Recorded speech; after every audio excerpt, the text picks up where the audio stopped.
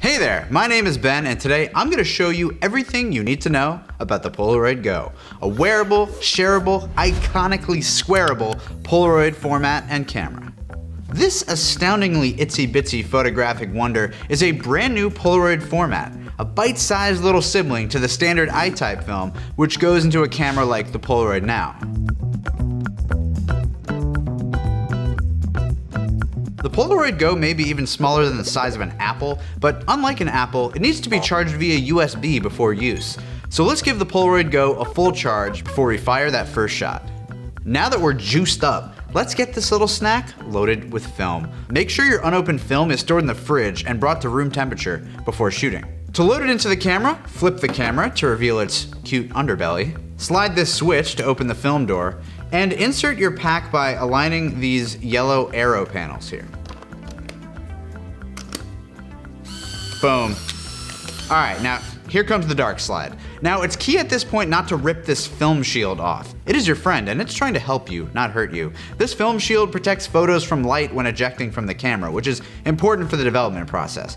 All you have to do is give it a little flip and it rolls back. Don't pull it, flip it. Now take the dark slide out.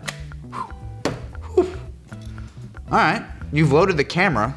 Now let's turn it on. I mean, we're here, we may as well turn it on. Hit this black button in the back here, and that will turn on the camera. We're in business. This handy little LED window shows the number 8 because that's the amount of shots we've got. It will count down as we shoot. Speaking of shooting, I'm personally very ready to do that, so let's get going.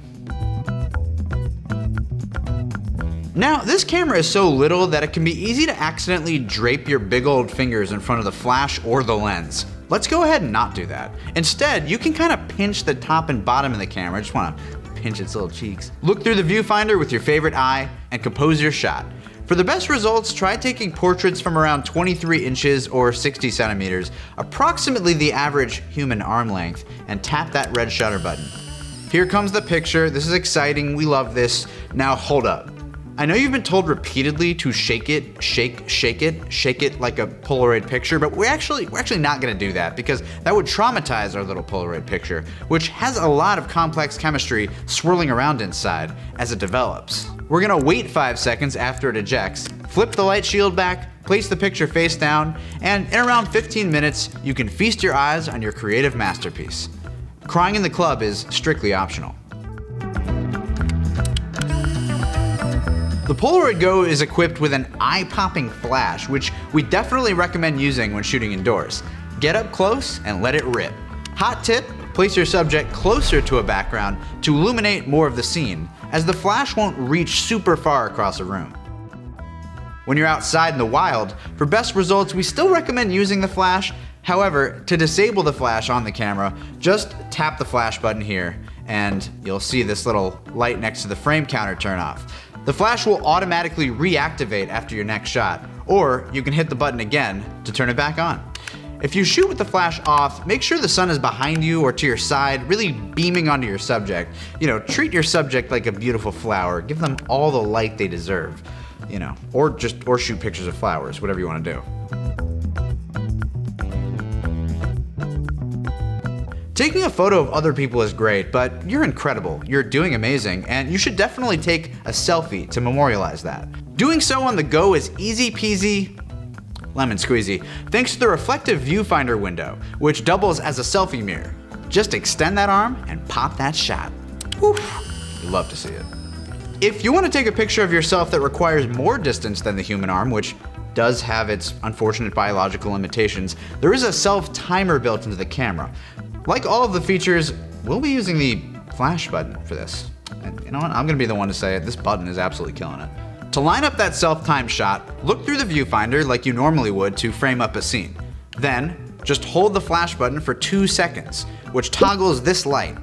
Do this while still behind the camera, because if you're standing in front of the camera like this, you're actually blocking the light meter from exposing the scene properly. So do this from behind the camera. Once you hit the shutter, this light will start blinking, which gives you roughly 10 seconds to get it together and put yourself in position. Like I said, you're doing amazing. What a squad. Why take one photo when you can take two at the same time? That's the philosophy behind double exposure mode, which is toggled with a double press of the flash button. That's easy to remember because you're tapping it 2 times. Double exposure, 2 exposure, tapping it twice. You get it. You understand what I'm saying. It's the 2 thing. So you've double pressed the button. Now you should see the number 1 in the display window. This is how you know you're in double exposure mode. You can deactivate the flash in this mode by pressing the flash button once. If you change your mind and want to exit the mode, you can always double press on the flash button again. Okay, so take your first exposure, then the display will read 2, and you're ready to take the second exposure. If you want to wait more than a few minutes between your first and your second exposures, turn the camera off after you've exposed your first shot and turn it back on when you're ready for the second one. The camera will wait for you. Since the film is being exposed to twice the amount of light, it's important not to use too much light in your shots. Consider disabling the flash or using the flash in only one of your shots. Scenes with lower light, strong contrast, and color tend to work best. Avoid white backdrops as they will contribute to overexposure. Really, this thing is like a paintbrush and the film is your paint. Make whatever art your Polaroid Go sized heart desires. Fun fact, the Polaroid Go is approximately the average size of the human heart. Coincidence? Yes, absolutely, it is 100% a coincidence. It's best to turn the camera off after you're done to save some of that sweet battery. As you might expect, you just press the on-off button again, which turns it off. The rechargeable battery inside will last you about 15 packs, at which point you'll want to plug that micro USB cord in and juice it back up. And now that you've taken all these cute photos, there are accessories like the Polaroid Go album to store them. Make sure though that you don't compress or seal these pictures up for 30 days. We need to let them dry out and let that chemical process halt inside. Again, a lot of amazing chemistry going on in here. Between packs, we recommend cleaning your rollers, which are 2 metal bars right in here that squeeze your film out after every shot. To do so, open the film door.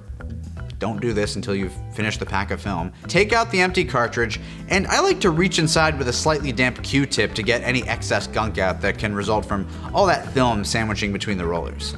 Cleaning them routinely will ensure sweet, streak-free shots for years to come. And of course, if you have any more questions, the Polaroid customer service team can help you out. They're very nice people and wish nothing but the best for you. Thank you for watching, and happy shooting.